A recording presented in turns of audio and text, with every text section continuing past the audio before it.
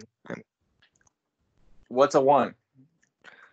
1 is like worst, and 10 is like 10.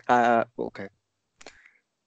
1 is like worst, the worst of worst.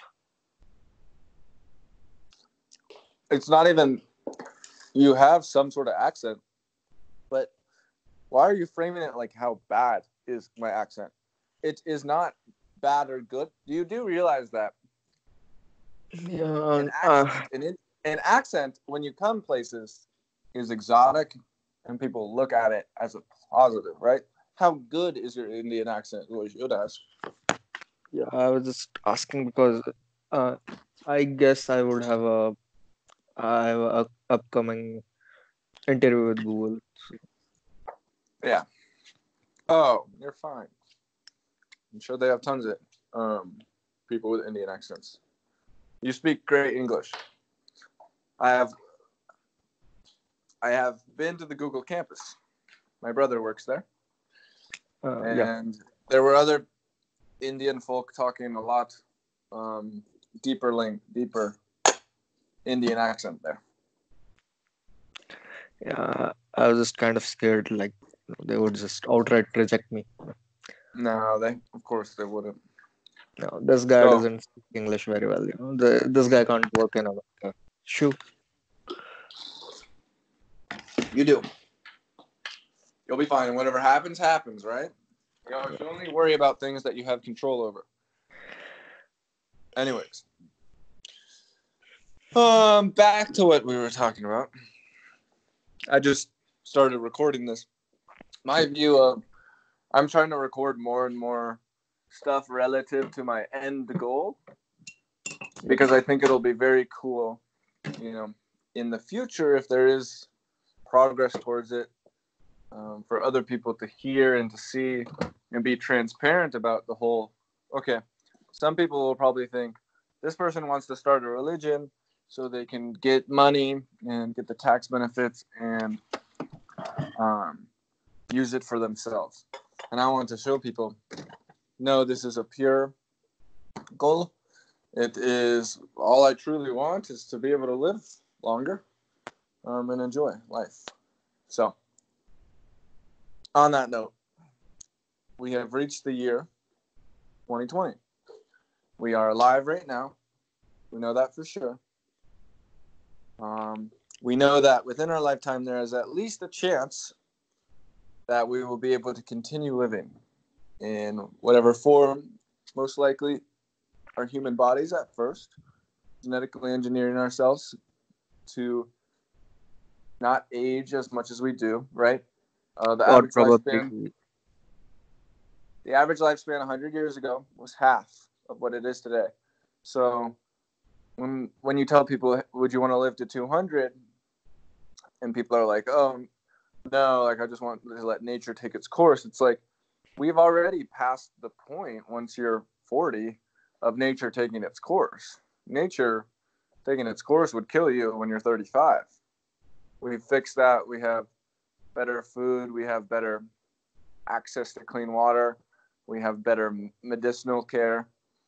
Basically, one thing to think about is the fact that down the road, if this is a thing, it will be considered normal and actually weird to not take this life extension drug. Imagine right now if your friend or family was sick with a cold or some sort of disease or illness, and it's very curable.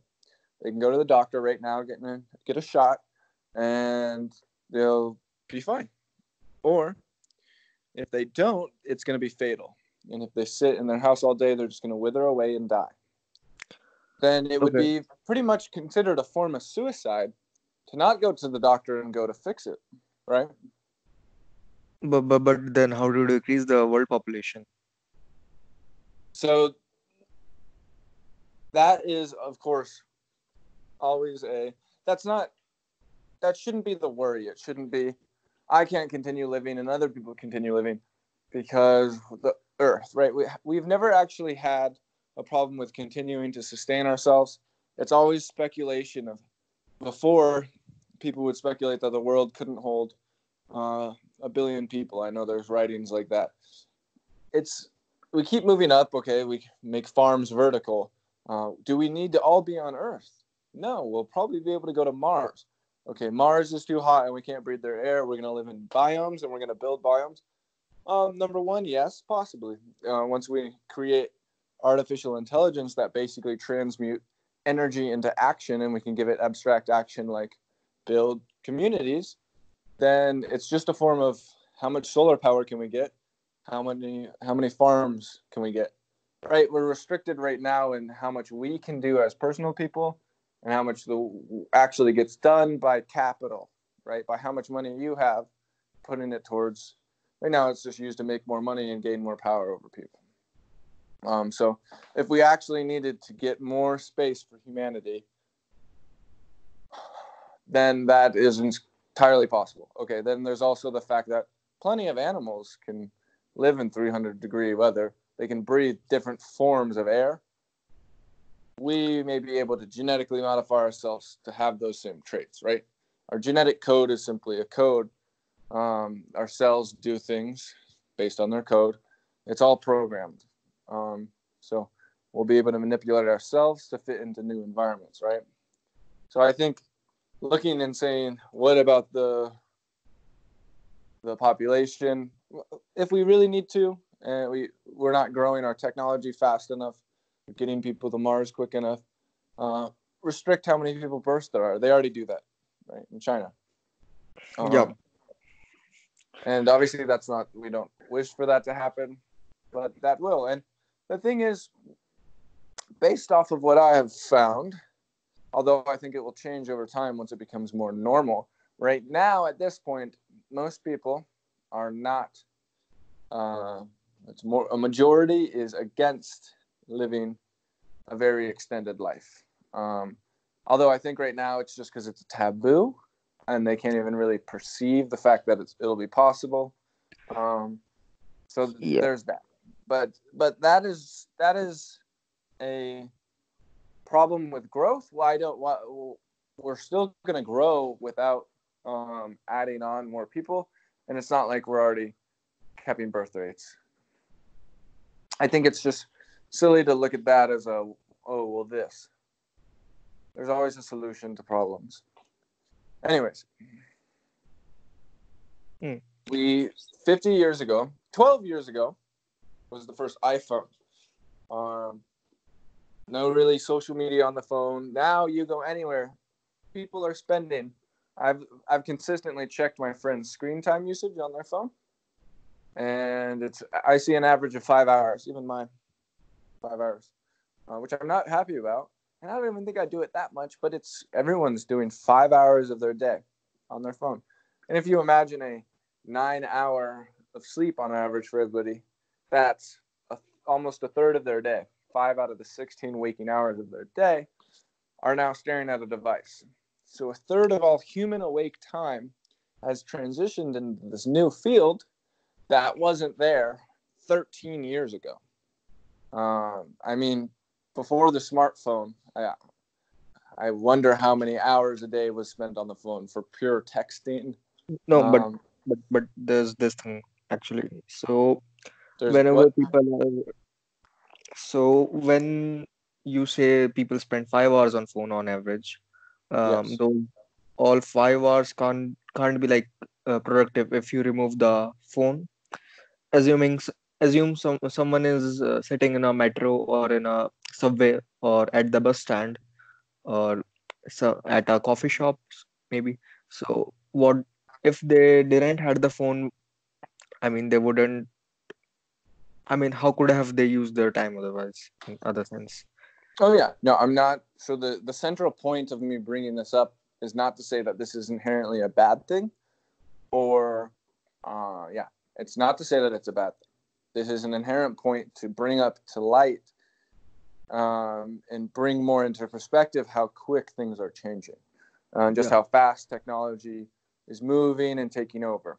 And so given that rate of change, it's quite obvious to me, and I want to make it more obvious to others based on statistical data, that within our lifetime we'll be able to have these cures.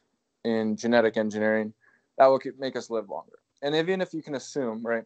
So if you try to say to someone, I'm going to live 5,000 more years, that's like, whoa, holy, like, oh, you're going to extend the lifetime by 50x. Well, the way to think about that is if you're extending your lifetime within our life by yet another 50 years, well, what are we going to make in those next 50 years? 50 years ago today, we had Pong. Now we have virtual reality, photorealistic video games. The rate of advancement is insane. We first unraveled and discovered the human genome in 2002. That's now 18 years ago. So genetic engineering is at its birth, at its baby stages. And with the advent of CRISPR in these past few years, the price of genetic engineering went down by 99%. Have you ever had 99% off of something? You can buy a lot more. And the speed at which you can test is also multiple times as fast. It used to take a much longer time to inject certain things. So our rate of change, if you think of the first computer, how you had to have rooms to make a couple megabytes or even kilobytes. And now we have basic chips that we can could carry put 1 GB. terabytes onto tiny little things the size of your fingernail. That rate of change, I think, is undoubtedly But going to be actually, seen in the genetic field too. the thing you mentioned, the big machines turning into small machines, storage. You mentioned the boom, the technological boom, but that was, I guess, what I don't remember actually. It was called Moore's law, I think. Moore's law, Yeah, I doubling think the that's computing stagnated. power and storage every single 2 years. I mean, that's stagnating. And if you are comparing the genetic engineering, I have no idea what stage the genetic engineering is, but I guess it would stagnate someday too, probably. I mean, the stagnation. Yeah. We have a code, right? And the code is basically zeros and ones, right? There's only two pairs. There's A and T and G and A. So ATG. Oh, oops. Adenine, thymine, Adenine, thymine, guanine, cytosine. and there's Okay. one more actually. That's Yeah, there's the difference in the RNA molecule. and DNA. Yep. Yeah. But basically, there's two pairs total. So it's really a 0 and a 1. There's two options, which is the same way computers read. It's all 0 and 1s. Right now, our current programming language is simply better forms of the 0 and 1s. When you do if and statements, if is simply a certain set of zeros and ones, and the computer is then converts it down to binary, and it knows how to read it, right? So in the future, we may be able to assume, just like we understood binary code and was able to code these computers, if we understand our own binary code, Which we don't yet. create our own. Okay, so there's obviously portions of the body that's down to a cellular level that says, okay, if there is panic, then I'm going to release hormone this.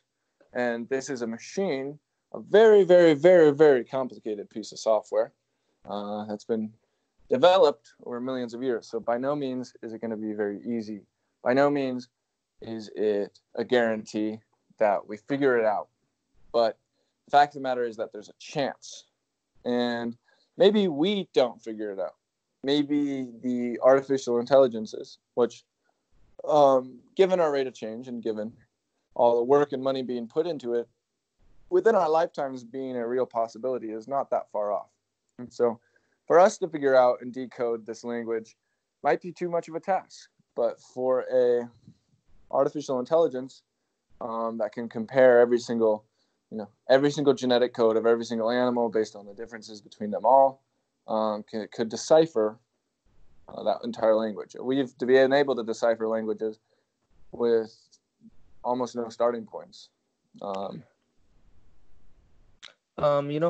the AI, actually, I'm not sure if it's very near. I guess it's still not, you know, I think AI is still very far, but that. My brother works at AI at Google. His entire life goal and purpose is to create an artificial intelligence. So, did you he ask he, him? he also believes there's a huge possibility that he'll never make it, right? But it's all about the effort. But there's this thing. Uh, if you combine AI and genetic engineering, do you believe that we would be able to store the consciousness into chips? Transfer consciousness, transfer bodies, interchange bodies.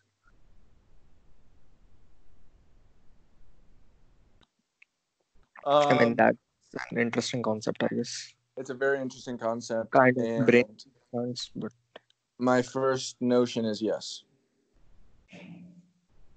Whatever, at least the transfer of bodies, because I think our brain is simply connected to all the other neurons within our body.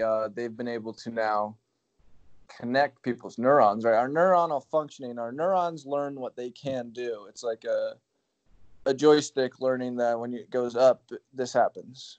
People, they have connected robotic arms to people, connected it to a few neurons in their brain, and those neurons learn to move the robotic arm. With Elon Musk's company Neuralink, they've actually put tens of thousands of neurons into a monkey's brain, and it's able to look at a computer and control the cursor on it. So basically, how you're saying to your finger, you're saying, okay, move, push left, go to the desired state. That is able to be done by creating a brain-machine interface between your brain and this other computer. And so, all right, this is all ridiculous. It's all science fiction. It's crazy. The time we're growing up in is just nutty. And I, for one, want to be around as we continue to learn more and more. Because as we learn more, our understanding of the universe and what it is becomes stronger and stronger. So we've come to the realization that religion was in large part man-made. And so that's breaking down right now. Everyone my age, all the millennials, even though the statistics are on a decline, I think the statistics are still inflated because I even would, in school, it says, what religion are you? Okay, I check Christian. I've always been a Christian. I was raised Christian. I went to Christian church. I stopped going to church, but deep down inside, I'm not a Christian. I don't actually believe that. It's just like that's your identification, almost like the fact that I'm Caucasian. yeah, I I didn't. mean, I think I feel the same way about being a Hindu, I guess. People, nobody cares actually, to be honest. Right. So it's really people aren't religious in that aspect. It's just kind of their identity at that point of like, yeah, I was raised this way. My parents were this. The way your parents and grandparents used to treat religion was actually a full belief that if they did certain things, they were going to go to heaven or go to hell. They lived their lives by it. They pray on their knees every night to their God. And there's other more extreme forms in many different religions. But that's just becoming more and more apparent that they were man-made. And what is the true purpose of reality? What is the true purpose and meaning of life? I don't know. All I know is that I'm alive right now. I know that I'm growing up in the time where it's going to become possible to continue living where it has the chance to. And I think spending my time doing anything else would be a waste. Based on my current knowledge, you can only ever do things based on your current knowledge. Look, if God came down to me, if I'm sitting in my room and God comes down and brings me up and says, "Hey, you need to do this, and this is what life is, and I exist, and just be good to people, spread the good word." Well, fuck, yeah, I'm gonna do that. If I'm gonna make sure, I might go test myself for LSD or shrooms real quick to make sure I wasn't just tripping balls.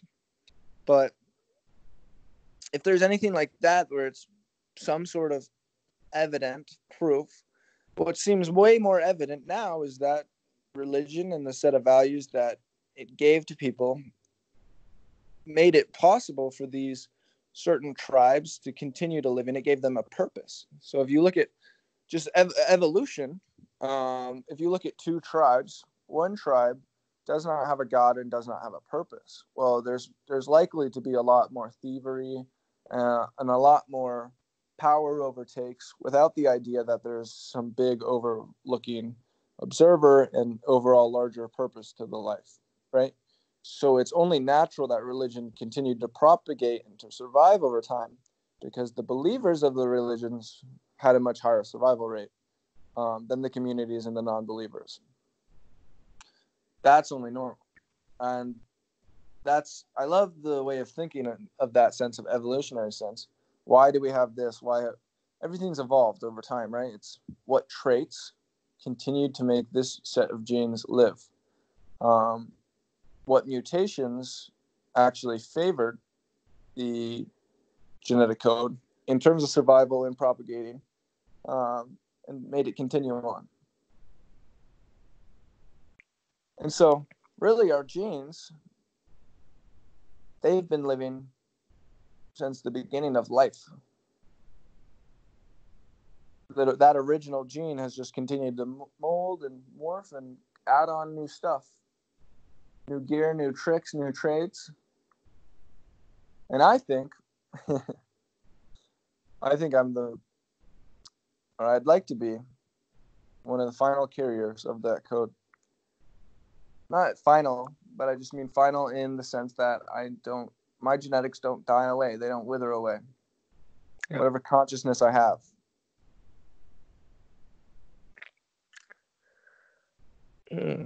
That's purpose. So actually, what is like your real aim? I mean, you said your aim is like to extend the life, but so is your aim is to like extend your biological body with the consciousness in it, or just to keep your consciousness in existence? I mean, the shorter term, I think what's actually going to be possible within shorter lengths of time, what's going to first be the continuation is inside of our biological bodies. But then farther down the road, I do think it'll at least be explored. Possibly it's not even possible to transmute a biological consciousness into a computing consciousness. On paper right now, it looks like why not? But quantum mechanics, we don't have a full understanding of at a really small level, and our brain operates in those levels. We don't fully understand what's going on. So first, yes, biological. And biologically, we can become immortal, right?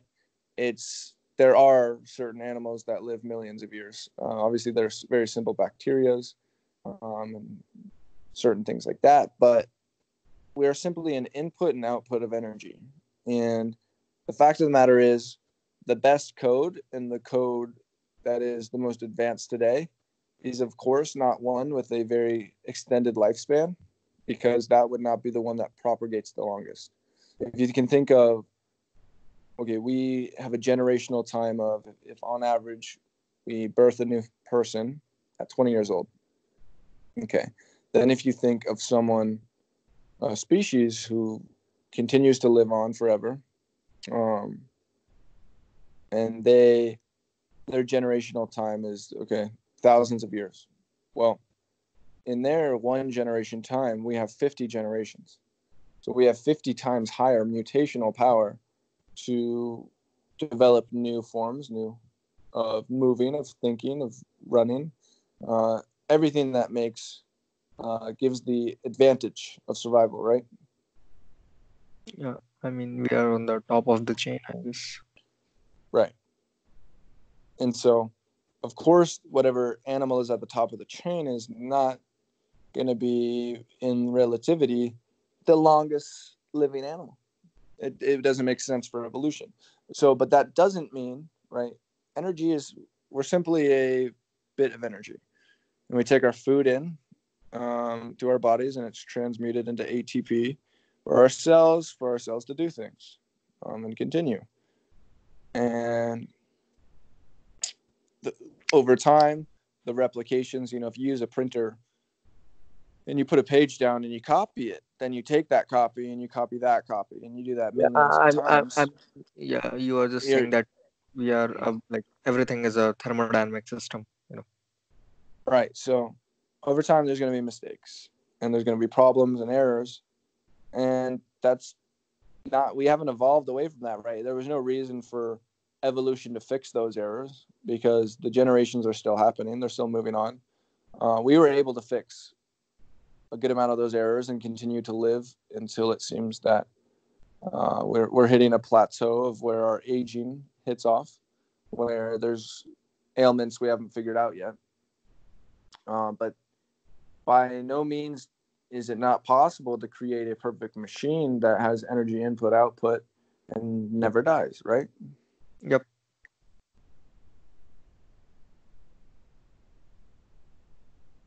Hello. Yeah, I'm here.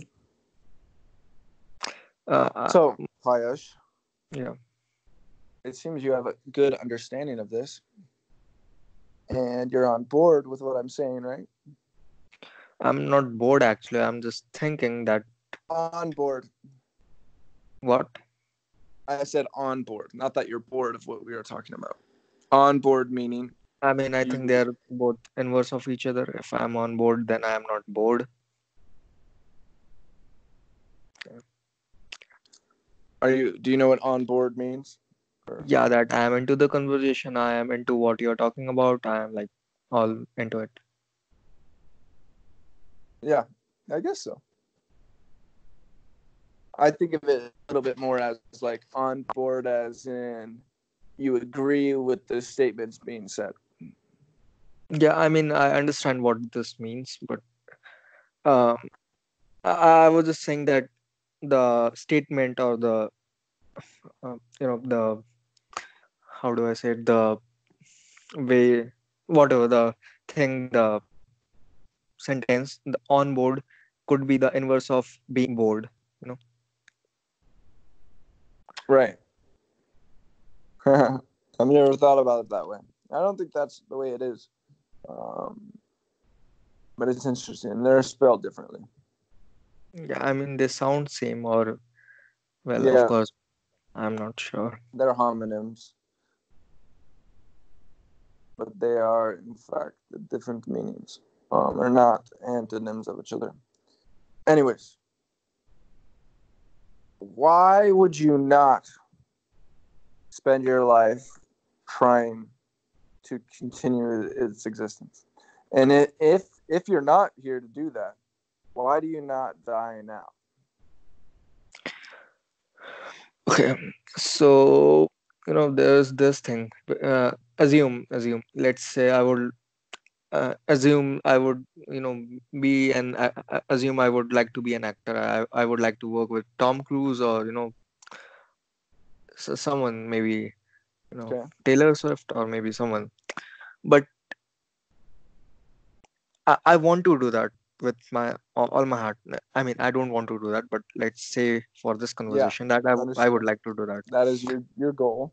But I have no fucking idea how to do that. That is the problem actually. I am not like 6 feet like you. I don't have a fucking 8 6 pack abs. I don't have all girls near me, uh, clicking selfies. I don't have $5 million in cash.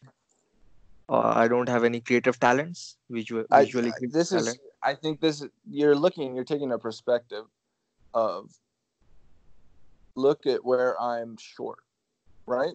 I mean, you Yeah. literally brought up the height factor, and that's one thing. My roommate's reading this book right now, which talked about it too. There's two sides to every coin. You're look at what I don't have. Look at what you do have. Look at Yeah, all the things but that they put you don't. forward and give you the ability to make it there. I mean, Whatever that's the a bit. goal is, there's something anyone can do to get towards that goal. I just feel that I'm like such a pessimist guy because there's always this negative argument with me when you say that there's always two sides to a coin. I would say that they're all not always equal. There are like always some bad things better than good things. Bad. It's a weighted coin. Yeah. um, yeah, obviously the two sides of a coin thing is dumbing down larger things into a small Yeah. It's just a different way of saying that you subsect. But always should it's have to what be it's really positive. just saying is that there's two ways to look at something. Yeah. You can perceive the fact that you are shorter than someone, or you can look, unless you're the shortest person in the world, um, in which case you're going to have to change your perception that being the shortest is not the worst. And it's not the shortest person in the world is probably actually pretty rich off of the fact that they're the shortest person in the world and they get flown around. Um, the extremes have their benefits. And Yeah. being I mean, of course, I'm insecure about my height because all the social media, all those girls and stuff. But here's this thing. Uh, I'm just not sure what I'm supposed to do with my life. And if let's say I choose that I would like to, be part of your, whatever, yeah, belief or group or organization. I have no idea how to help you out to achieve that. I mean, I'm I just can tell you how to help. If you need direction, I can easily give that. And here's the thing: I know that right now you're probably going to bring up, as you were talking about earlier, that you've been poor on getting things in at time. Is that what you're here? Why yeah. don't you go ahead? I mean, not just that. That was just one factor. I'm saying that I am lazy. I am always pessimistic. I don't But deliver on time. there I am is insecure about there every. is if we're just thinking from the values of this group, and we say, okay, you are not a part of the group, then then you do zero, right? The influence and effect that you have is a zero at best. Well, Yep. let's say you are and you're a lazy piece of shit. And once on a blue moon, you put in a little bit of effort towards something. Maybe I ask for some of your skills that you have that I don't, in terms of being a great web developer, back end, and graphic Yeah, that design, that right? Any that's the thing any actually. single thing that you do No, is a see, plus. see It's my not how much you help. It's not. There's no rating of that. It's you helped. yes, but that is actually where you're flawed, I guess, because you say that something is better than nothing. Yeah, that's your perspective. But Correct. That is what I was yeah, getting at. but I say why include me at all? I mean, there are better guys than me who would get get your work done faster. There are I like don't know lots them. of better than people. I don't But have them. They may not be on board. Yes, in the future, maybe I do have someone who's a part of this belief system and wants to help and can do these tasks better. better than me. Yeah. Great. Then we have him do them, and that's fine. But right now, you're the only person I know with these skills and with the intellect in mind, like my own, to understand these abstract ideas and look forward into the future and understand the possibility of the goal and to internalize it and understand its importance. So there's that, right? Yeah, I mean, you put me on an equal pedestal, but here I'm wasting my time and like just, wasting everything, being negative all the time. There is always ways to spend your time in the future. You're looking at your past, right? You're saying I've I, spent I, my time I, poorly, so in I the future I will spend my time poorly. Well, you will if you say no, I'm going to spend my time poorly. I'm just saying from an statistical point of Undoubtedly, view. you. But if you tell What did you doing good just say? things There was some static in the audio. and you spend your time doing good things, then there's possibility. And I what many people lack, and what you are lacking, in your current ability to get stuff done, a meaning, a purpose, sort of a man behind the curtain, or a reasoning behind the curtain of why do I do X? Why do I get up every day and put myself through things that I don't really find too enjoyable? And every single day, I just don't enjoy life. Why am I continuing to put effort into the unenjoyment, right? If you're in Yeah. a relationship with someone where you're having to give them a bunch of your time and money, and really you just hate spending time with them, that relationship's not going to last very long. Yeah. And of course, many people have that relationship with life, and they end that relationship with life. And I guess what you get with purpose is not only like recently I've started feeling so much better talking to Mac and having this sort of, this has always been just a thought of mine, right? And I think when we're kids, if I was to ask people in my first grade class, hey, you want to drink from the fountain of youth and live forever? I think every single kid would have told me yes. It's when you get to be an adult and you get succumb to all the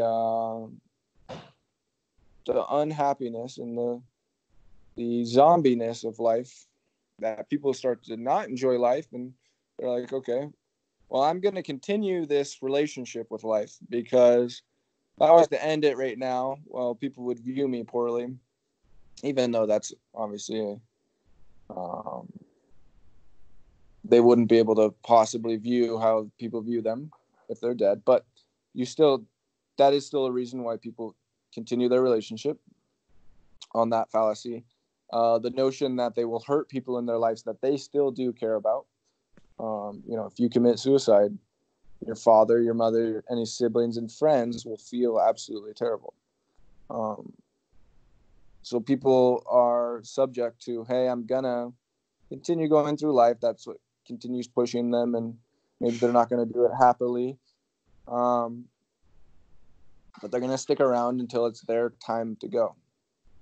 And I think that notion and that view of unhappiness in life is just kind of a plague of the way our society is built right now, where it's been made difficult and hard to have the free time and capital to enjoy the intricacies of life.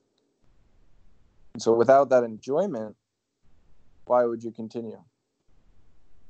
Yeah. Well, the way I look at it is that, okay, one, there's all this philosophy of learn to enjoy what you're doing in the moment. But that was also hard for me to internalize without this sort of now end goal that I have. So now everything I do that's unfun and not happy for me right now is, okay, this is all work. It's means to an end, right? And when you have a means to an end that you believe in and you really think will lead to more joy and more openness and fulfillment, it makes that means enjoyable in itself too. You're able to grab that future purpose and meaning and bring it into the work that you're doing in the moment.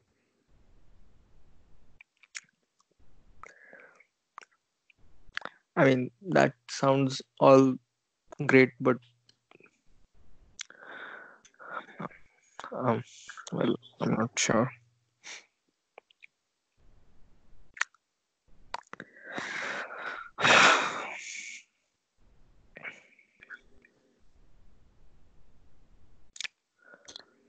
I want to be there for your 500th birthday, Payash. I want you to be there for mine. Yeah. You're not going to stick around? See my kid Well, I, turn 400? well, It's fucked I up, would man. love to, That's but fucked up. you know, when I see my life, what I see is, either I can just, like be myself, like be myself as of right now, be lazy and continue working on a slow rate with all the negativity. I would probably still have a roof, Wi-Fi, and some food in my mouth, and I could just live till 60, Right. unless. And there's another path, I join some company, probably Google or Facebook or some company probably, and work till 60 with you know and just die probably.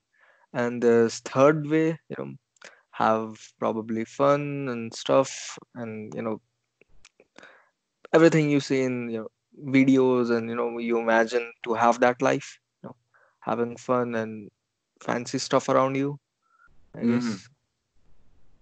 Materialistic stuff, I mean, I'm not sure if I'm into that, because um I have seen people being greedy about money, but about cars, they say, oh wow, look at that car, and I'm like, okay, someone could bring a Ferrari or BMW in front of me, and I wouldn't feel anything different. I'm Mm-hmm. numb to everything. I feel kind of down all the time. I'm not And that's a sure, good thing. And people are able to use these shallow distractions but as the an only problem is when right. you don't feel good about anything. You know, you don't feel good about anything. You don't want to have a car. You are not even interested in girls. There's Yeah. this girl, but of course you can find better girls in the porn if you watch it. I don't watch it anymore, but there's, I don't know, I don't feel good about cars or houses or cash. I don't feel good about girls. I'm not sure what I'm after into my life. Um, and that is depression, what you're experiencing, right? And really, the means of getting out of a depressive state is unknown. How do we truly do it? I can tell you, for one, that if you want to feel and understand that there's pure and real happiness in the world and that possibly giving yourself meaning, um, MDMA. Yeah, but that's actually, I mean, if you want to cry, you could probably inject something into you. If you are So, probably yeah, let me angry, you can clarify inject. on why that would actually be a smart thing to do um, for someone who's depressed, but I don't believe in it for someone who's already happy, which would be depression, in my view, is a lack of the understanding that anything could make you happy. And even when there is things that make you happy, you view it as false prophets. And so you've kind of just taken this whole new side of the coin where you literally are on one side of the coin. You can't see that there's another side of the coin. The other side of the coin doesn't even exist to you, even when it's explained to you by other people or when you try to think about it. So that's what a depressing state is to me. You're kind of blinded. You're in such a deep fog that you don't know that there's real happiness, meaning, and fulfillment out there in life. And what that whole MDMA experience could give someone in that state is that such real pure enjoyment opens them up to a surprise. So we're actually encoded in our brains to enjoy things that are unexpected. Unexpected hits of dopamine, they're multiplied. And people think evolutionarily that was so that we continued searching for things like a new source of water or a new berry bush could mean a new means of survival. And then that's obviously employed and taken advantage of today, becoming people gambling addicts by the sense of when you hit a slot machine and you get it's unexpected of a I win, didn't. since it's all I, chance, that it's really enjoyable. But just using that notion with a life-changing and heartening experience, you've lost sight of the fact that you can be happy and that there's ways. Remember when you tripped? yeah, but when people say there are like ways to be happy, you like just said I could use some artificial synthetic drugs like MDMA or LSD. I've tried everything. I've What that tried gives going you is out. just a perspective change. It's not that Yeah, you, okay, now continue to use Molly every single day, which is where the fallacy of our current big pharma goes, which is just giving people these happy drugs to take. Oh, take one a day and you'll build a tolerance, and then we'll just raise your dose over time. And you'll become dependent on this drug for your happiness. Yeah, and when it to give cuts you a off, new perspective change on life where you can see that other side of the coin. You're stuck on one side of the coin of negativity and seeing that you're short. and And that there's is like, other forms. It doesn't need to be MDMA. There's different forms of philosophy that you may read that may strike a chord. I sent you a video from Kierkegaard called "The Antidote to Dissatisfaction," which is all about gratitude. And it's been shown that practicing that every single day, keep a journal, and just do this. Just like prove to me that it doesn't work is my thing to you. You know, do this for a month. Do this for a couple of weeks. Add in physical exercise, run, I, and then I, tell me that you're still unhappy. You know, I, prove me wrong. the only problem Journal is, every single morning of what's good in your life. What are you grateful for? Go on a run. That gets your heart and blood pumping. And just do that. Those two things, which will take a maximum of 30 minutes of your time every day.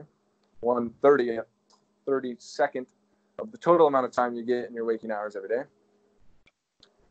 And then tell me you're not happy.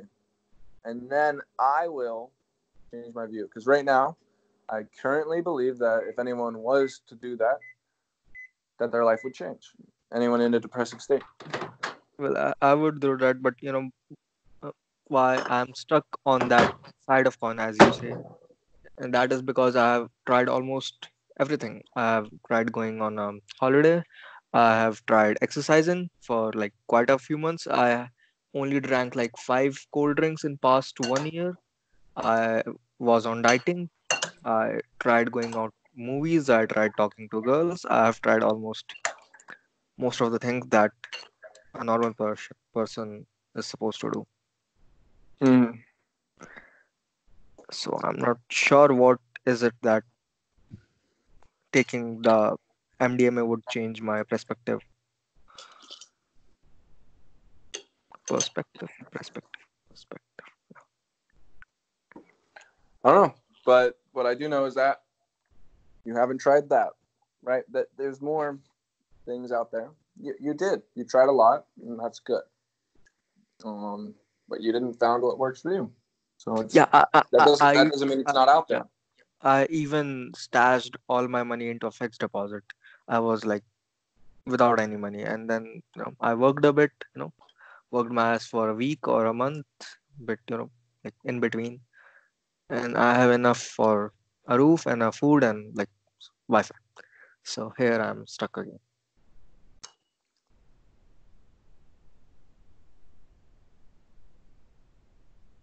There's more opportunity. You're at this place. You're in a depressive state. Watch this video. Gratitude journal. You haven't done that, have you? No, I was talking to you, so didn't watch it. Yeah. Okay. Watch the video. Understand the importance of it. Of gratitude, and it'll help define that importance in the video. And try it for a couple weeks. Maybe Mm, I will send you some yeah, MDMA too. um, no, I guess no.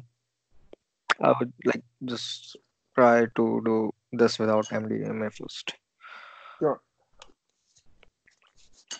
Or I'm you just should saying, start. never give up. There's always more options. Yeah, I mean, I would like to join you, but I just feel like I'm a very big negative burden. You're not. You're my friend. You give me meaning and purpose because I feel like I help you, right? I'm happy to. I feel like you believe in my word and that you take it seriously, and that makes me feel good. I And so, take you seriously for maybe few hours, for a few weeks, and maybe a month at max, and then I'm like, nah, I can't do this. I just but I'm not giving up. mm, well, I'm not sure how to stay all the positive all the time, or is it just a facade or something? I'm You not sure. are. You have so much value. and so much benefit you can give with your brain, and that you already have given me.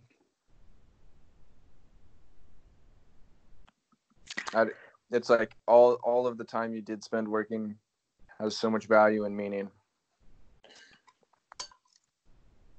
When I was a kid, you know, I just used to think why people have addiction. I mean, I used to feel superior to other people's kind of.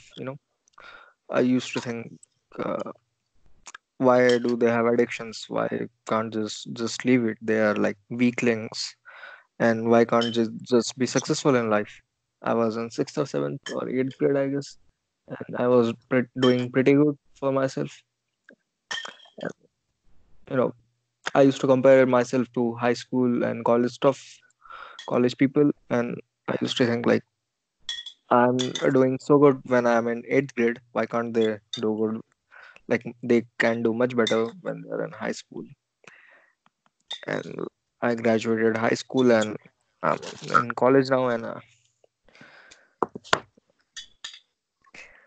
the people I used to consider weaklings, I'm just one of them now, the sheep in the matrix. One thing that will never ever get you far and always hold you back is comparing yourself to other people. And I know it's innate, and our brain does it automatically because our brain is built to detect patterns and compare things.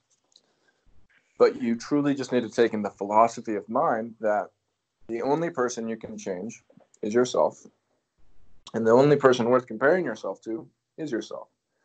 So, if when you're on, maybe you're able to do these things that put you on a good streak and follow these good values. You work well, you get shit done, you move forwards towards your goals, um, and then you feel unfulfilled because even while you're doing all of this, you look at Stacy over there. Stacy just bought a new car and went on a good trip, and she has so many cool friends, and she's having such a good time. And so it feels like I'm doing everything I can right, and it's still not working. And that's a hard thing. It's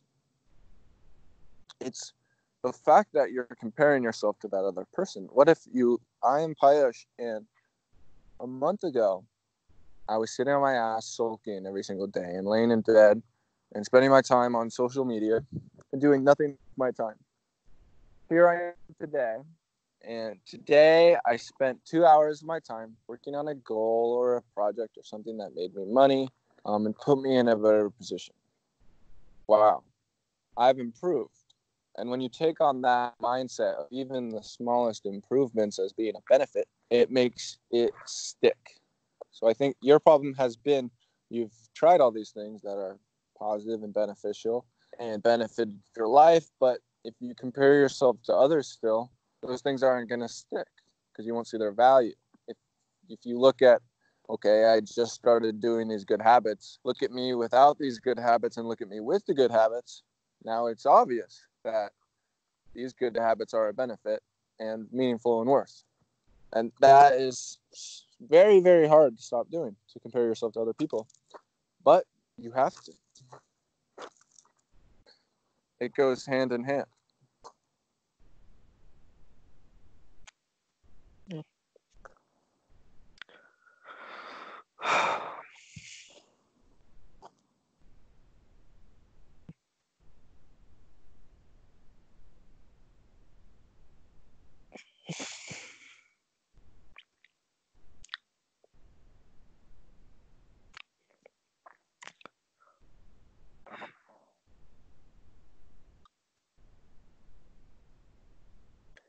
Quick question. Okay. Um, I mean, this is not like this is what tinnitus, or Okay. okay. So your brother had it. Was it ever cured, or does he still have it? Has it? I believe he has it. I don't think it's curable. Yeah.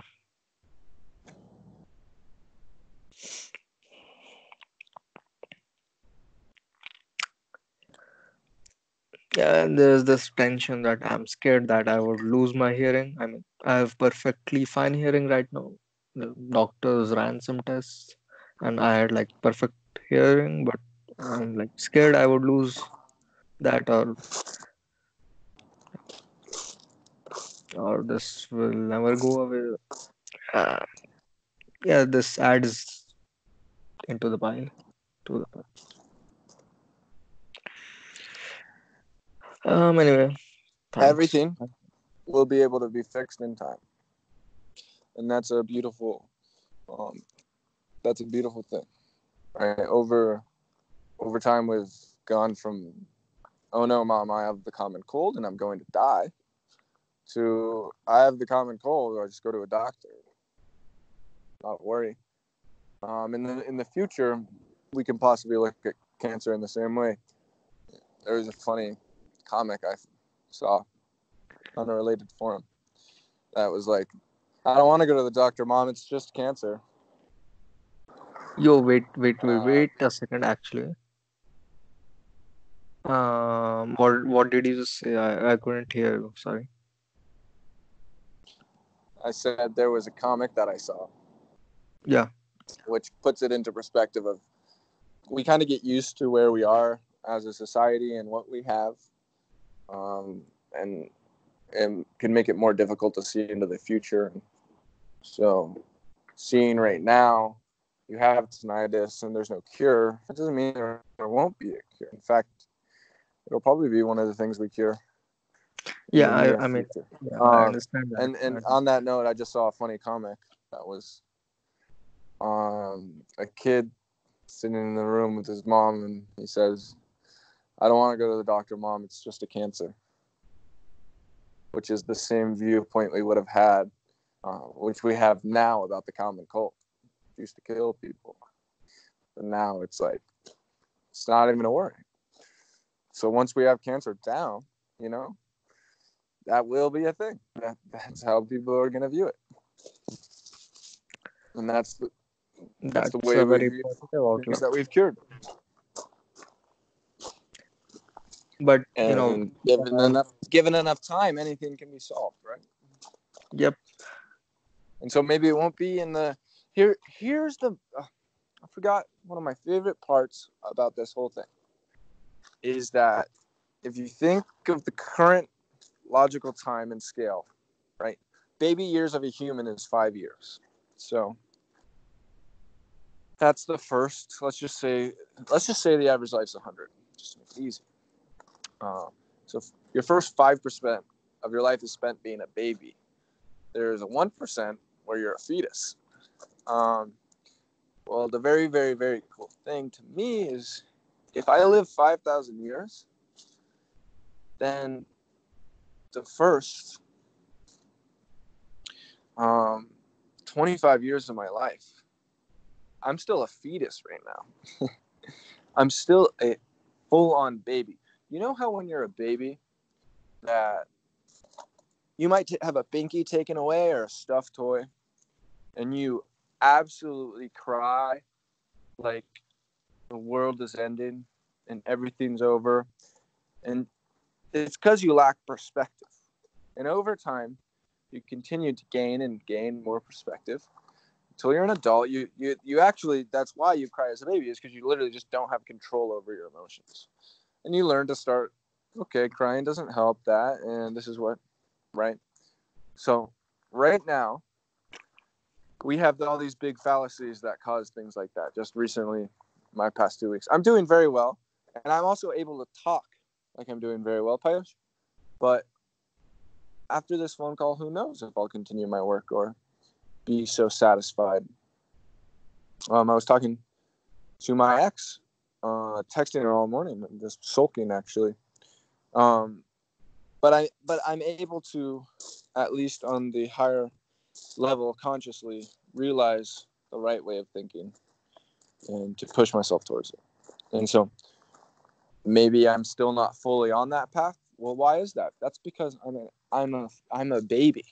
I'm still a baby, Payush. When you take in those scales of time, and so imagine, look back on your baby self right now. Like, oh, I was fucking stupid, right? How could I have thought that way? I have done that? Okay, well, you're a Where baby where right now. And you're where going to do look you back on this get form of thinking these in the ideas? future, possibly as Yeah. the same way. Look at me, just lacking perspective. I mean, where do you get these ideas from? These views, this, you know? Where do I get them from? I, I mean, matlab, how do you get them? I mean, do you like you go into shower and you like and just think or something? I mean, Or these I ideas mean, have been a long you, time I coming. mean, have you heard yourself talking? I mean, you sound sometimes you sound so wise, talking or Thank you. That makes yeah. me feel good. I guess it's been ever since. I mean, it was 4 years ago on a LSD trip that gave me so much perspective for me to quit video games. And even though I wasn't spending then my time perfectly or even directed action, I made sure that all time was spent in some form as meaningful. So rather than mobile games on my phone, I only allowed myself to go on Reddit, which now I've deleted Reddit because I see that as a waste of time, but it had so much meaning for me at the time. It's a waste of time now because I'm reading the same things rather than just internalizing them. Um, but reading all these Ask subreddits from older people, and it's like, if you were young, what would you do? And then being attracted to and pushing myself towards reading anything like Wait But Why, watching strictly pretty much informational videos on YouTube, and just surrounding myself with all that sort of philosophy of mind. All my subscribed subreddits is like, um, be a better man, uplifting news, get disciplined, get motivated, all these different things, which is just pure positivity. I basically surrounded myself in a bubble of that form of thinking, because whatever you surround yourself with becomes you, right? And Yep. so that's where I've gotten it from. And then once you have built the the tree trunk, right, you're now able to form the leaves. Those are the thoughts and the more abstract things when you're piecing together these different ideas. And so I've been reading books.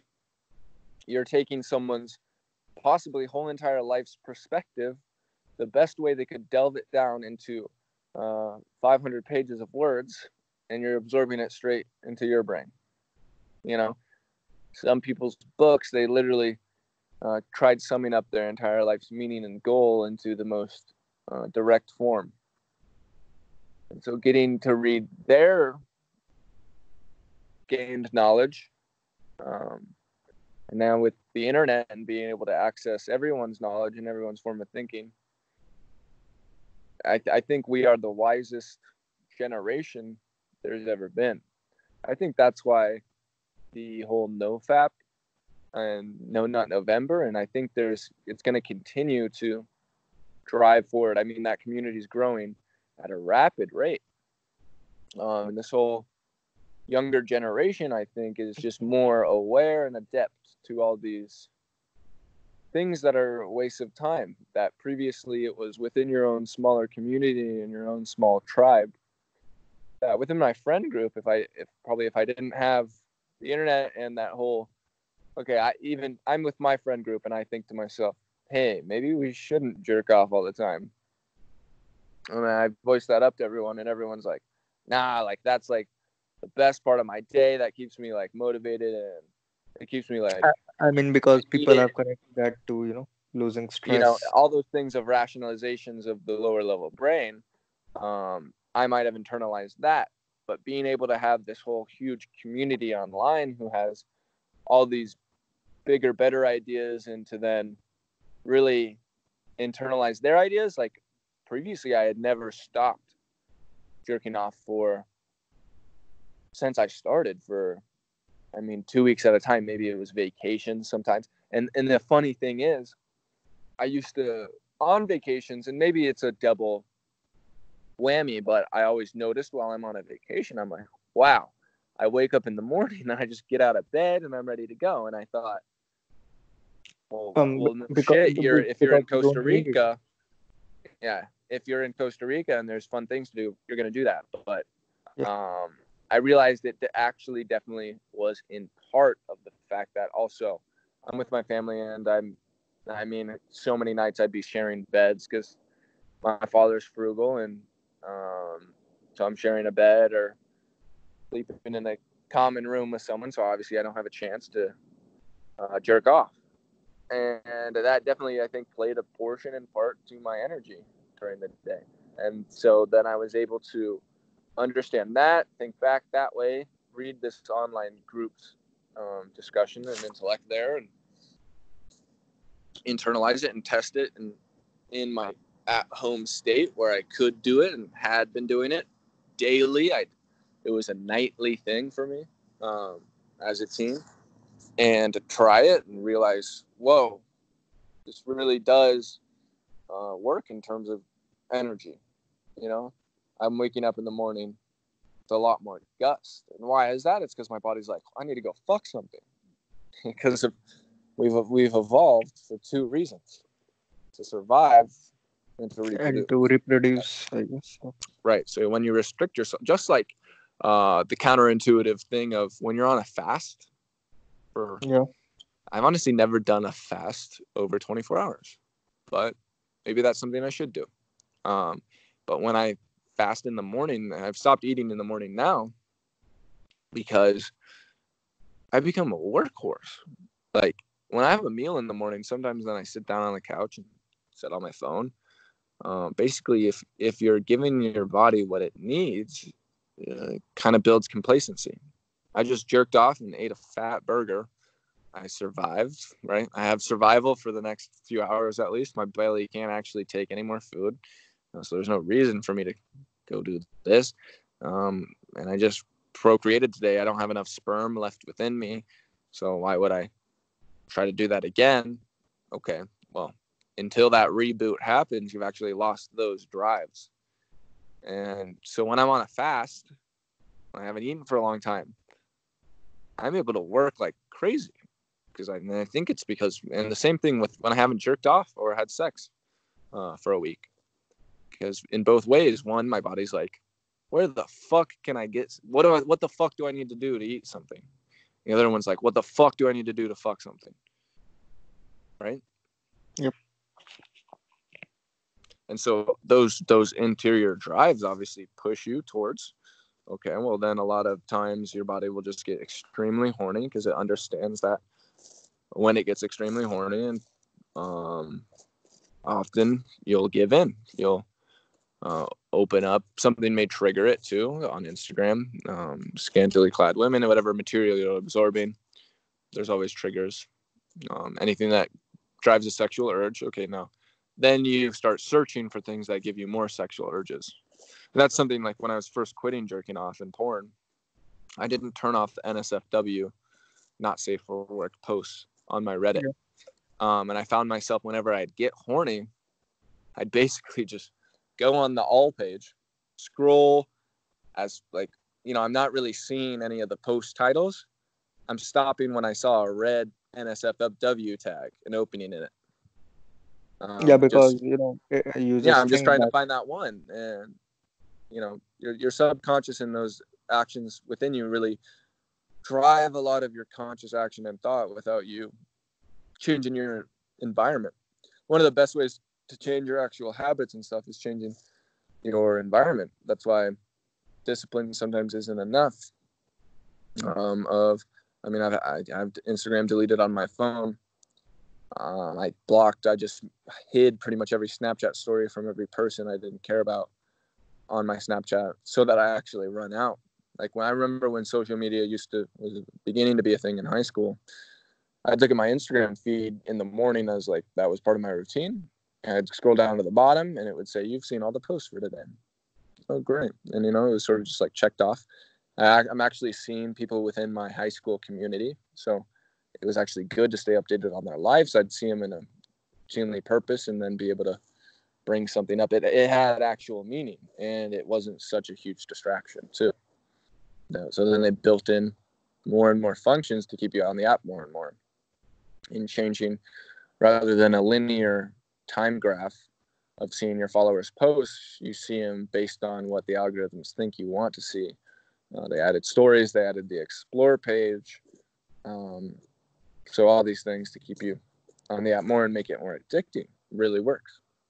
And those addictions and those dopamine hits you get from that makes real life so much harder, because if I can get the same amount of dopamine as a swipe of my thumb, right, as cleaning my room, then which one am I going to want to do? I mean, your body's built to save calories. If you want to get as much reward for the least amount of work as possible, that's simple, and it worked That's beautifully. the most logical As a thing. human back in the day, when you're just trying to reproduce and you lived within a tribe and a community, and you couldn't open up a fucking computer that would show you nude images of girls. It was the real world. But I mean, that's where our brains and our computers and our software, that's the environment we're built for, and it worked then. Our environment has changed so rapidly that now we need to be more proactive in making sure our environment doesn't take advantage of us and start to control our actions. I mean, your attention is your number one resource that you have.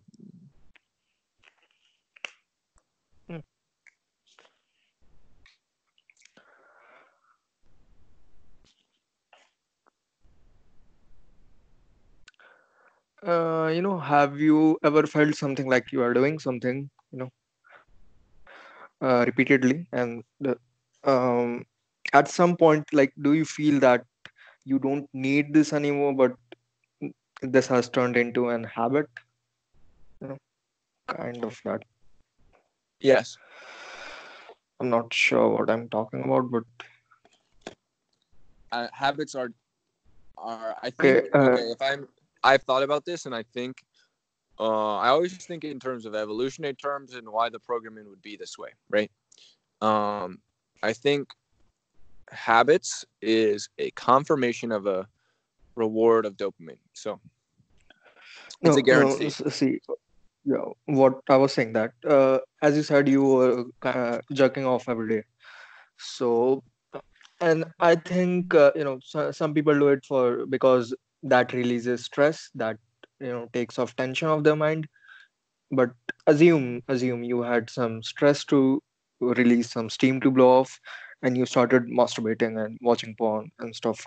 But then, after a few months, you are not stressed anymore, and you don't have tension or you don't have depression. But well, it's just an habit now, the masturbating, watching porn, and the cycle is just an habit. You don't need it, but it's like kind of an habit now, set in place. Right. And so certain triggers make it, habits are now the inner drive telling you to go do that becomes that much stronger. So it just becomes that much harder to resist.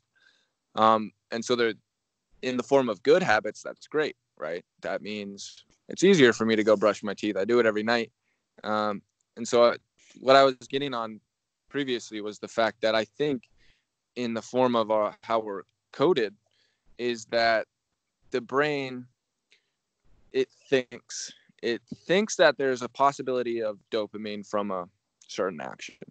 And so if you say, okay, this will possibly give me 100 dopamine points, and I'm just going to use arbitrary numbers to get the, mathematics is built into our brain and patterns and everything. So although it might be a different sort of system, this gets the point across of how it may work on the interior, and how our sort of algorithm in our brains may work. So if I have a task that I'm expected to get 100 dopamine points, but I've done similar things before, my brain knows that, and sometimes I didn't get the reward. So the reward is not a guarantee. So your brain possibly says, okay, there's a 50% chance I get this. My expected value of this action is really 50 dopamine points, right? I might hit, but I might not. So I might spend a bunch of energy doing this action with no reward. I might go try to find this new source of food, but spend a bunch of my previous food I just got from a previous kill and get nothing. So now there is a hunting ground that I've been to, and every single time I go, there's a javelina. And every single time I go, I kill that javelina or a javelina there, and it's a guarantee. And so once your brain has got this guarantee built in mind, it's going to weigh that option.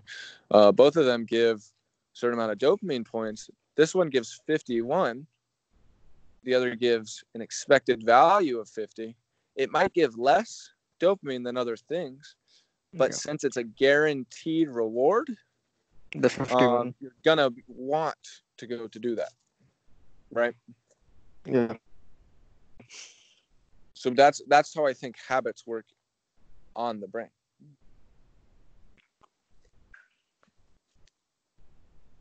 I see. So you generally just think them of as basic mathematical equations. Yeah, well, our brain's a computer. And that, I mean, I did a talk like this on my Instagram, and I've talked to you about it before, of Yeah, I think I the saw some dopamine videos fast. explaining some kind of chart. Right. So that's what I think of as the dopamine fast, right? Your brain also thinks in relativity. In a new environment, this has been shown for people in a modern age. It's called the 3-day effect, where people are so much happier when they're out in nature for 3 days. It restructures their brain. And I think that's because the restructure is built by the fact that all these triggers and pressures and stuff are gone in their other environment, and they're in more of a natural environment that we evolved in and were made to be in.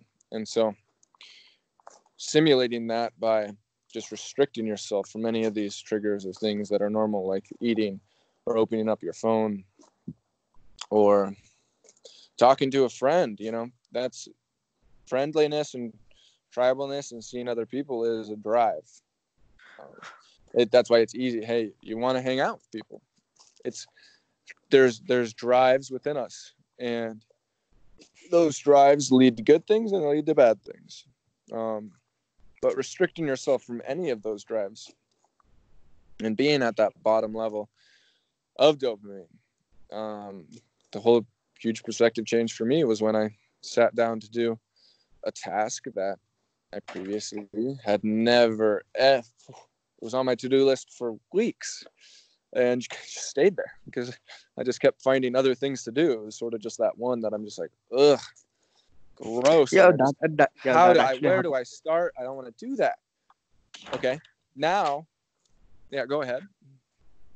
I mean, yeah, I take on a project and I think, oh, I just think of a new project. Oh, this seems interesting. I would just do it. Right, And I start it, and like I at the 10% I think of a new project and I start on it, and the right. cycle Which continues. then in turn builds this into your mind. You see this projected reward right at the very beginning, Yeah. and you never reaching that. Just like how we build a habit where we have a guaranteed reward. Actually, I think this may be how depression forms in people, is that if you put effort in to go towards this reward, you never get that reward.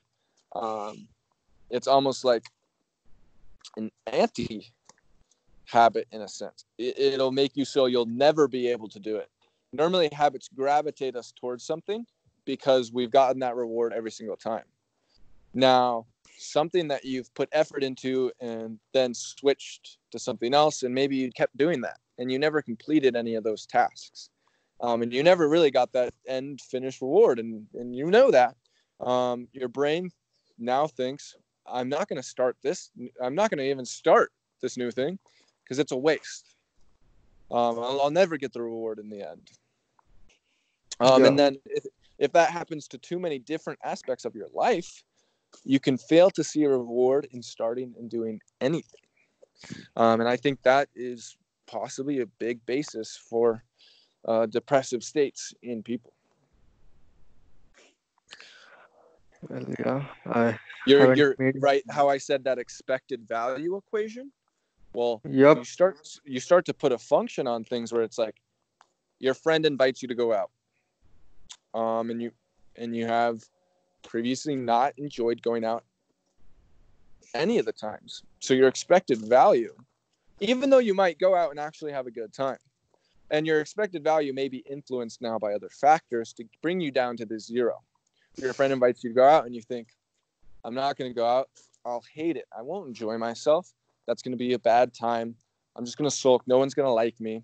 All those thoughts come to mind now that you're expecting, right? You're a computer. You're saying, do I want to do this task? And then now you're coming up with all these things that are just going to probably be wrong, though. They're manipulated possible outcomes because of your perceptions.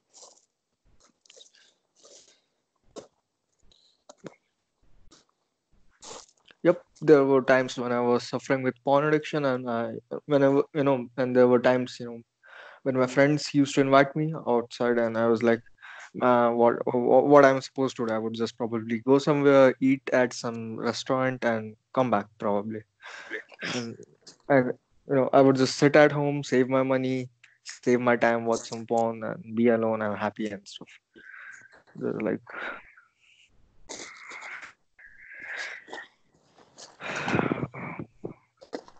I mean, I'm not addicted to pornography anymore.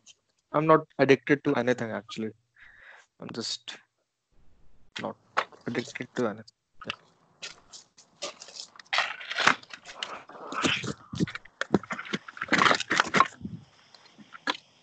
And that's actually one way I think, um, and was definitely a problem for me, is that when I quit video games myself and all these other things that were previously very, very enjoyable,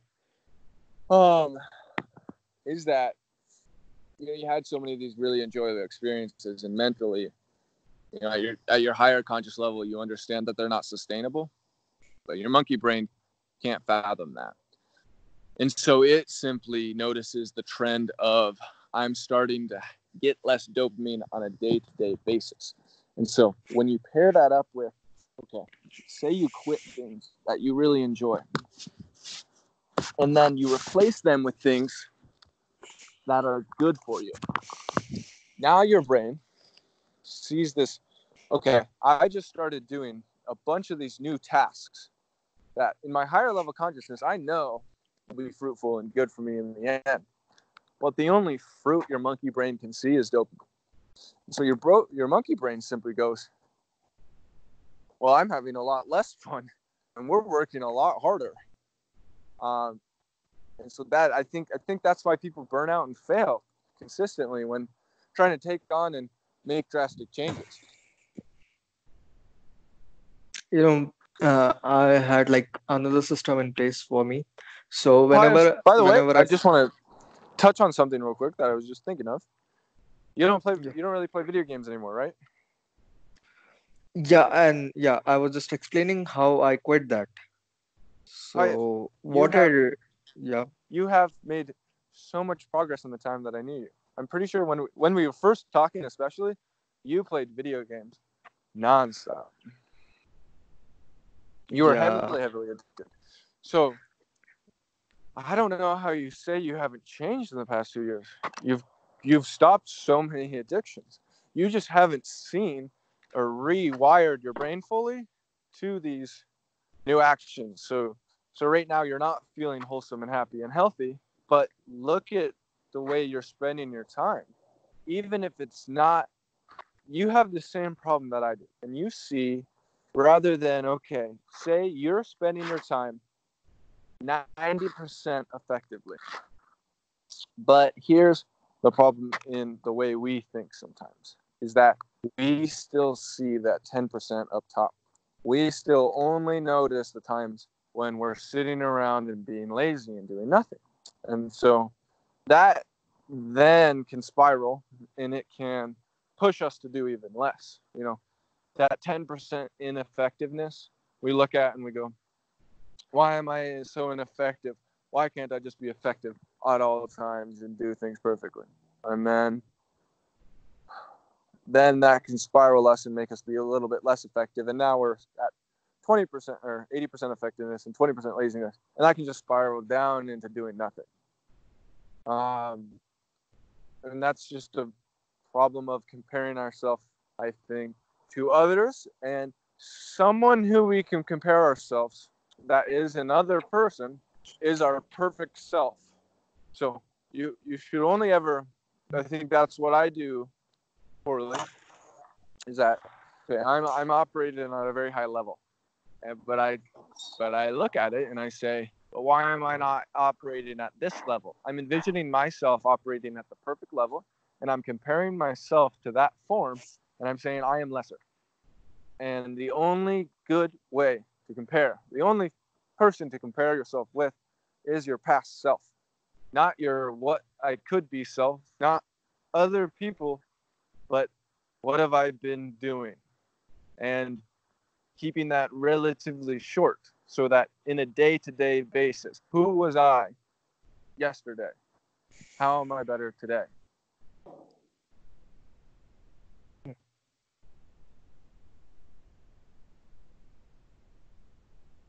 Yeah.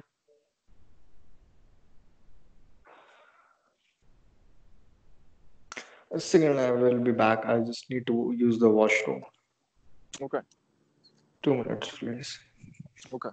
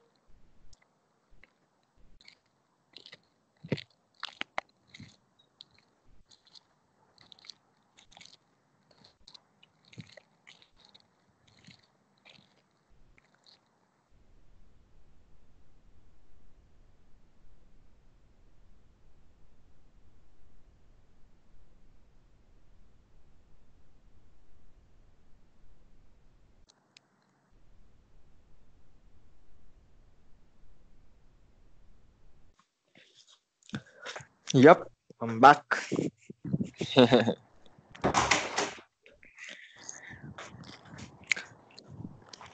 So what I used to do to break a addiction is, just as you said, when we do something, most probably in addiction, we get points, dopamine points, as you put it. So what I did is o- overdid it. As in ROTMG, that was the video game I was addicted to.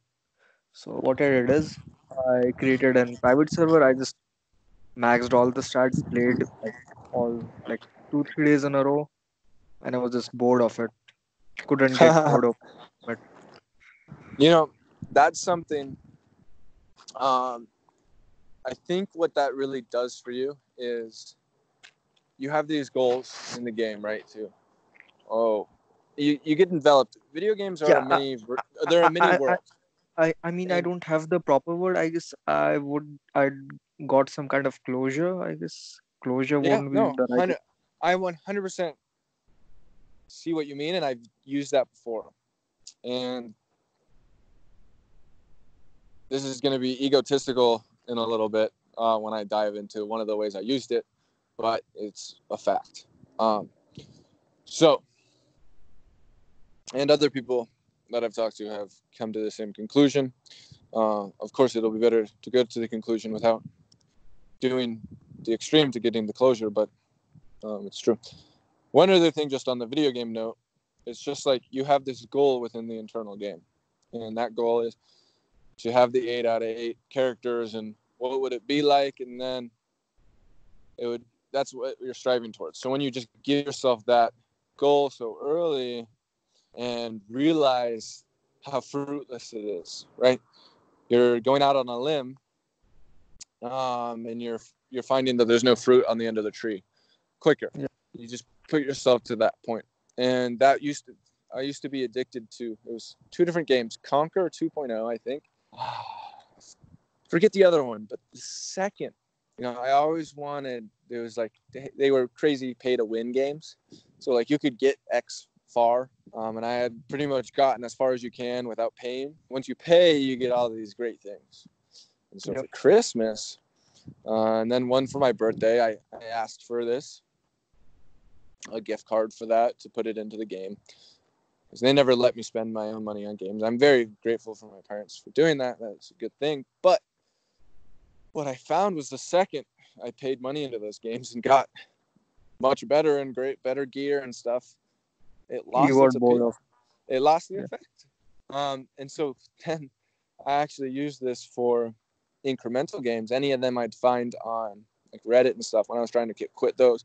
Because when I quit video games in high school, it was I started the process, right? That was a very long process.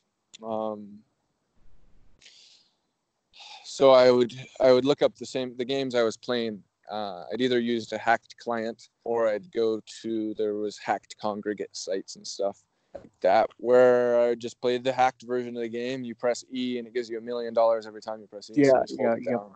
Or you use what was that hack? What was that game hacker everyone used? Cheat engine? Yeah, cheat engine. Yep. Yeah, I just use that on different things and just kill the game's value and meaning, right? And so how that was done sort of for me in the real world was within this fraternity. And at the U of A, there's really some of the most gorgeous women, and some of these women have tens of thousands of followers on Instagram because they are top of the line. Males always, they've done studies, and males always see like girls around 18 years old as some of the prettiest or hottest. And so being able to be with a few of those people was kind of like getting the cheat engine and getting to the end game and realizing, hey, wait a second, this isn't what brings true happiness and joy, right? Yeah. It's actually very unfulfilling. It's simply a very good drug. And so that perspective change of, what at least from my public schools I was in and the people I was surrounded by, it was always, once we started getting testosterone and going through puberty, it always became like, look at how hot this girl is. Oh, you're talking to her and wanting the hottest girl, right? That's basically what everyone's life is enveloped around, and still continues to be for many of the people in the fraternity who have a harder time talking to girls or putting themselves out there, or maybe they don't look as good or don't have the best personality, or they don't think they do, they don't have confidence. Never getting that end goal that they see there, and always feeling like there's a chance that they might, I think, has kept them in this tune of continuing to go to parties throughout. There's a normal succession from when you're a freshman that's noticed to when you're a senior, where the seniors really don't come around. They don't go to the house parties. they mature, right? But that doesn't happen to everyone, and sure, for different reasons. But I think that's a big part of it, is that they've never gotten that closure of that game, and obviously many of them never will. Like, that continues to be a goal for many people in life, is to get the best hookups and the best looking, which is sad, lacks long-term meaning. Yeah, but when okay, so I mean, this can be applied to your idea too as well. When you achieve, like you never die, the immortality you achieve, and what happens after that? What do you do with your life with 5,000 years? Yeah, What that's a good what question. is yeah. It's a good question. I don't have the answer to it. Maybe it's just my goal, and maybe once I reach it, I accept death. But I don't think so.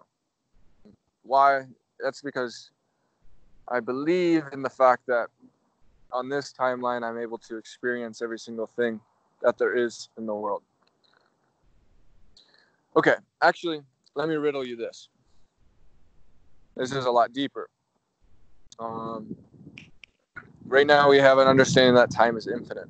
And if you accept this fact or theory, then what I'm about to say is actually mathematically probable rather than an anomaly, which would be the fact that this current reality and where we are is not, in fact, um, 13 billion years in the scale of infinity is equivalent to zero. In Okay, any yeah. So you calculus and mean to say mathematics that class, you will in the in, learn that. you mean to say in the end there won't be the system would be at like full equilibrium. Let's There say that won't be you're let's say that you're already immortal, yeah. in an infinite timeline, and maybe I've already experienced this and gone through it. Um, this may just be one of the. What if I was already in a different timeline, went through something similar, maybe in a different form or body. Maybe I was 5'2", an Asian, and I started living forever. And I'm like, what do I do with my time? It's like year 2 million. I've done cyber galactic, full on space brain machine interface warfare, like full virtual reality. So what if the new thing that they come out with, one of the games you can do is grow up in a different life? That seems like something one would do as a distraction from eternity, Yeah, right? I think you could create drugs which would change your perceivement of time. I think there are people working on this already for prisoners. So they would like give you some drugs and you will feel like you spent 10 years in jail or something. When in Right. fact it only been 10 minutes. And so, when I think that way, it really makes me feel, in a somewhat of a sense, the meaninglessness of everything, right? Even if, let's say, I achieve this goal. And I'm talking from my current understanding. And that's what makes me hold on to hope. Is that right now my current understanding does say that even with an eternity of time, there lacks a true meaning or purpose to this reality, world, or conscious living. Um, what, and I could easily figure out that, or what the afterlife is, or if there is one, with suicide. Right? That's instant gratification. And in Buddha, they say that stems from desire and ignorance in the brain. So, the way I view and have hope is that in an eternity or in an extended lifetime, given the fact that I am currently a baby, when you were a baby and you had your toy taken away from you, and to you, you had your world taken away from you. You lacked a real understanding of what was and what is. You lacked perspective. So that's what I hold on to, is the fact that I'm still a baby, and that within those next 100,000 years, and I mean even in the past, I forget when the Earth as a globe came about, but hey, we realized the Earth isn't flat, right? So there are things that we are still figuring out, that we don't know about the universe. We don't have all the answers. So I at least want to be here to have all the answers, to have all So the you teachings. continue believing that as we achieve the goal, or when we achieve the goal, we would be mature or wise enough, or maybe keep learning. Yep. That I can't even conceive of what that would be as meaning or purpose, but that's the point, in the sense that of course I can't conceive something that I haven't learned or saw or been through. Or that we have a wrong understanding of our current universe. Yeah, it could be. And so that's what I hold on to. I'm not sure What I, because what I'll never figure that out if I don't work towards this and I die. With So this isn't, I guess this is this goal was not stemmed from being, oh, I'm looking at all these different goals and I'm like, this is the best goal. It's actually by the process of elimination of the fact that any other thing that I can possibly conceive of and think to the farthest reaches of lacks any true meaning or purpose. So by that process of elimination, okay, what's one? Well, maybe I just don't have an understanding of the world yet. Maybe in a few thousands of years, with more and more advances, we will get to those. Okay, well, look, I'm not going to be alive for thousands of years. Oh, wait. It actually may become possible within your lifetime to get there. Okay. Now, what should I spend my lifetime doing? I should spend every single second pushing towards this advent of extended life. It's because imagine if there was this bigger meaning and bigger purpose, and that I was could be there for. But I spent my life.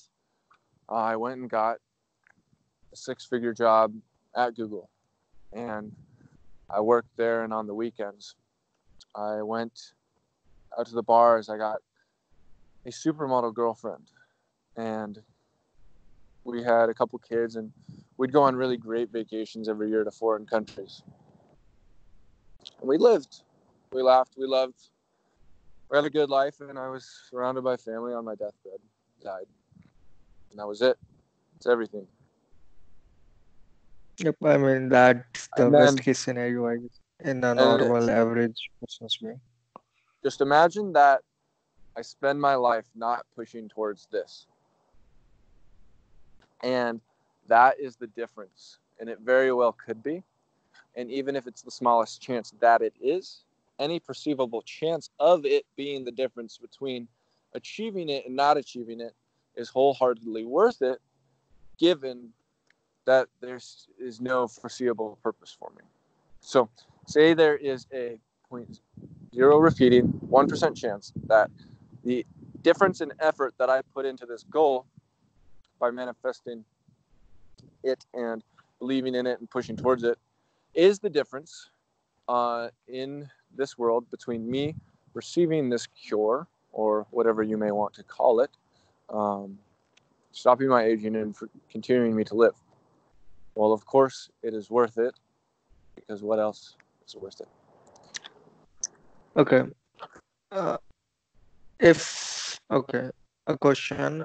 Assume you got this. So, would you like to share it with everyone in the world, or would you like to keep it with yourself? I mean,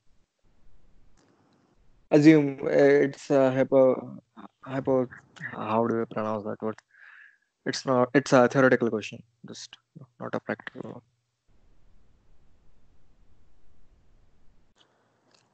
Yes. The answer is yes. So You one, would like to share it with everyone. right. So maybe this is built into me because my mom used to collect antiques, but the fact that in a time manner, there's a limited number of X that can, right? Okay, so from 1960, we only have X number of Coca-Cola memorabilia. So over time, these things that used to be there, and obviously we can't create any more 1960s Coca-Cola memorabilia, raise in value, and meaning there's less of it and there's more of us. So the supply stays the same, but the demand becomes higher. The more and more perspectives and people's lives that we can save, continuing on to the future where it literally may be space is not a problem in terms of living space for every conscious living person, because one, maybe we all exist in some huge mega computer surrounding a sun that can help us survive for millions of years, billions of years. Maybe we create artificial intelligence that now has the ability to do abstract forms of, okay, we give it, hey, we need a habitable civilization for 100 million people. Go do it. So the very cool part about machines is they don't have needs besides energy. So given the disgusting amount of energy out there in this world, we literally can't even fathom the amount of energy in the world, right? We're collecting a tiny amount of the sun's beams of a tiny percent of the beaming of it, of a tiny percent of the actual energy given off every single day. And it's powering every single thing that we do in the entire world, right? So really, once we create things that are simply an energy transfer, all we need is the amount of energy for them. And then this very cool thing happens where we tell this AI to go get more energy. And it can spend less energy than it takes in creating more, right? And that's the basis behind, hey, we're building solar panels. Well, we're getting a lot more energy off of each solar panel than it took to create the solar panel, or else we wouldn't create the solar panel. But right I now, think humans have to do that, and then there's capital involved in building it and paying for it, and who's doing the labor involved behind it in a fully automated system that is fully built by an artificial intelligence. It's all just a number of energy behind it. And right now we can actually, energy is just a matter of joules times seconds. And right now humans are just the form of energy needed for many of these tasks because we have supercomputers in our heads that are able to do this. In the future, we will have artificial supercomputers that can take on these more abstract tasks that right now humans must do. And we see that slowly creeping in, but it's very slow and it will continue to be slow. And many of the most abstract stuff will stay human for a very long time.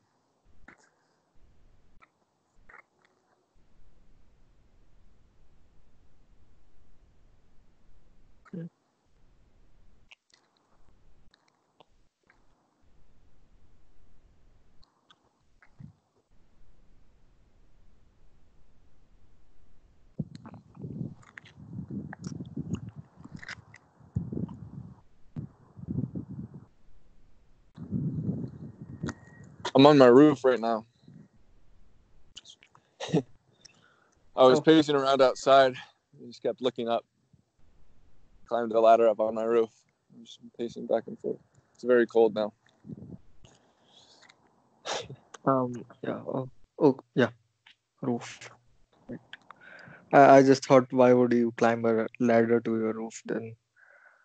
I just remembered, I think. Wait, did you mean stairs or did you mean ladder? Ladder. Like a proper like climbing ladder that Yeah. you know. Oh, it's actually not very proper. I got it for like $5 at a local thrift store, and it's really shaky. But but why would you climb a ladder to your roof? I mean, use the stairs. Oh, I live in a house, not an apartment. Houses typically do not have stairs to their roofs. Okay, yeah, right. Yeah. Okay. So Or it's not supposed to be walked on either. These shingles up here. yeah,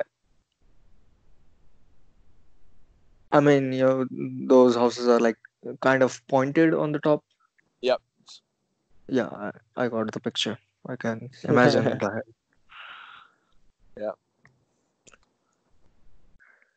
You want to I see? mean, I'm pretty sure I can show you. yeah, I would like to see it. I mean, we have houses here, you know, like It's kind proper of dark. houses. Yeah, you can't really see. I'm on video. Uh,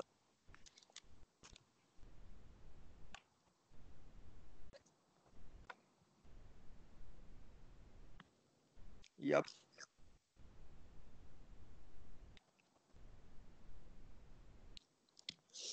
I'm gonna get down. Hopefully, I don't die.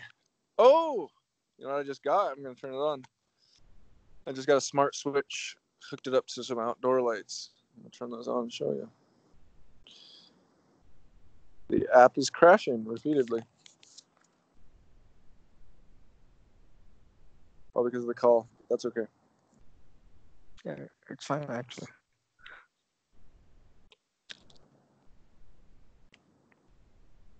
I appreciate you listening to me.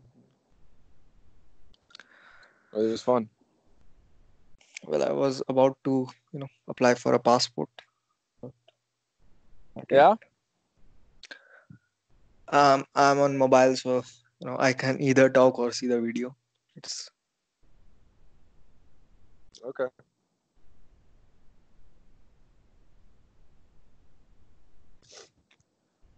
Did I inspire you to apply for a passport, or were you going to do that regardless? what?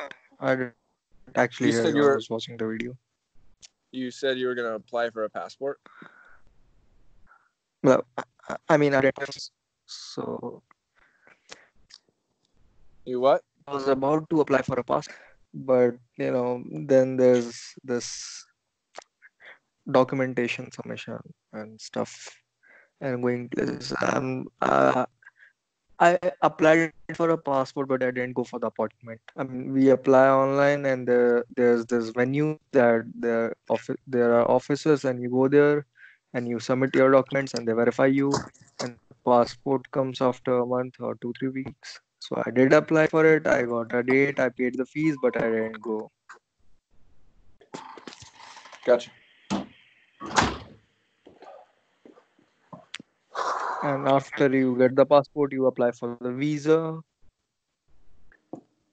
And when you have the visa, then you do a plane. A plane ticket?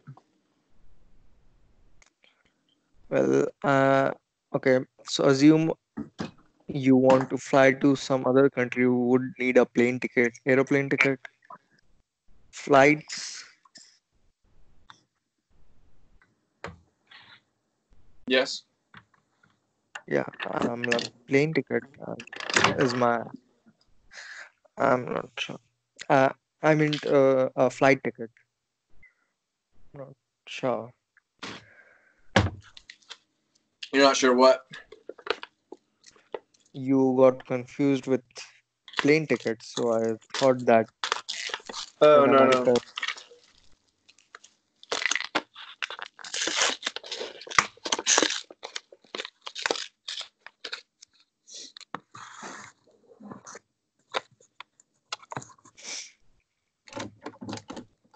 So in America, don't you have the houses with stairs? No? No. Um, you mean two-story houses? Sorry. Yeah, I guess. Yeah, yeah. Two-story houses. Yeah, there's two-story houses.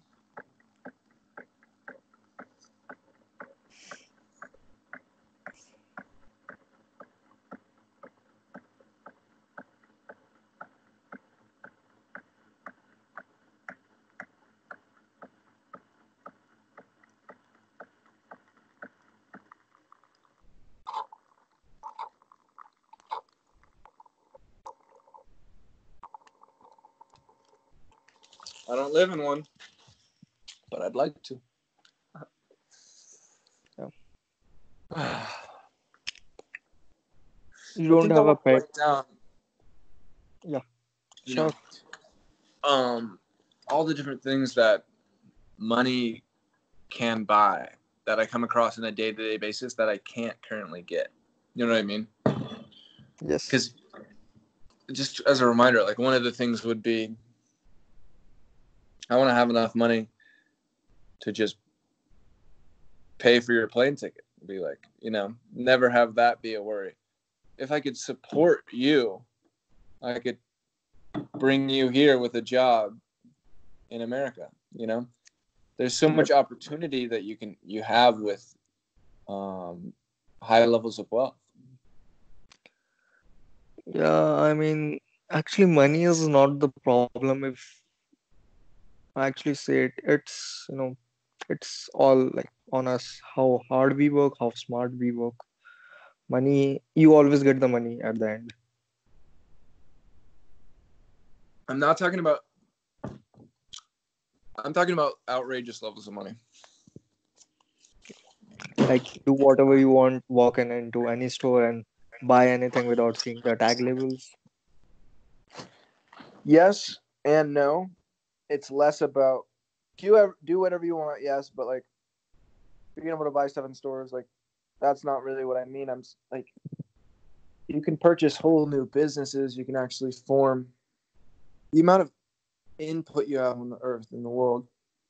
You can start really great things. Any ideas that you have, you can kind of put into motion automatically. Yeah, you get a kind of freedom. You don't have to be helpless or wait around for more money and stuff. Mm-hmm.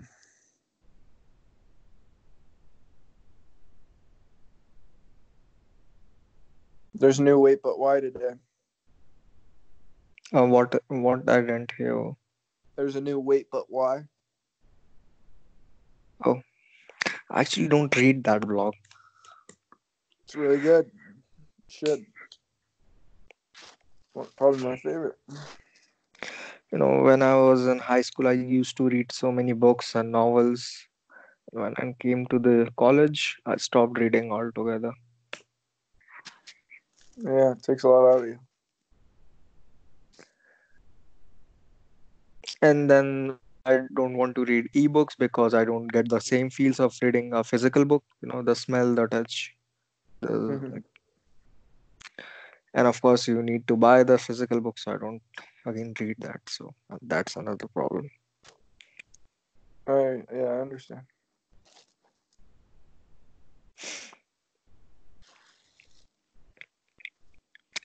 Is the title it's 2020 and you are in the future? Yep.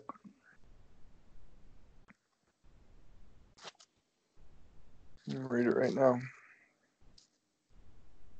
Uh, yeah, and I guess I should catch some sleep. It's almost 7 a.m. here. Really? Oh my god. Sorry about that. Yep, I just I'm always up all the night and then I sleep during morning. Gotcha. It's probably not the best. The post, Hmm? you talking about the post? What do you mean? You just said it's probably not the best. So I'm just asking, were you referring to the post on waitbutwhy.com?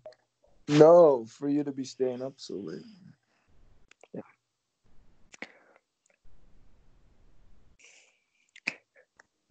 I'm just kind of fed up here. Everybody has their own theories. My grandfather says that that it's cold, that's why my I have tinnitus. And there are cab drivers who gave all other theories and stuff.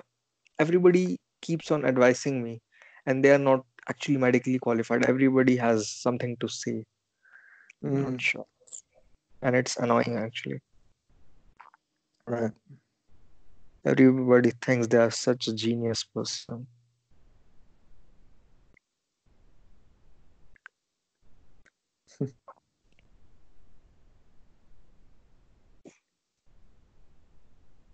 All right. Get some sleep.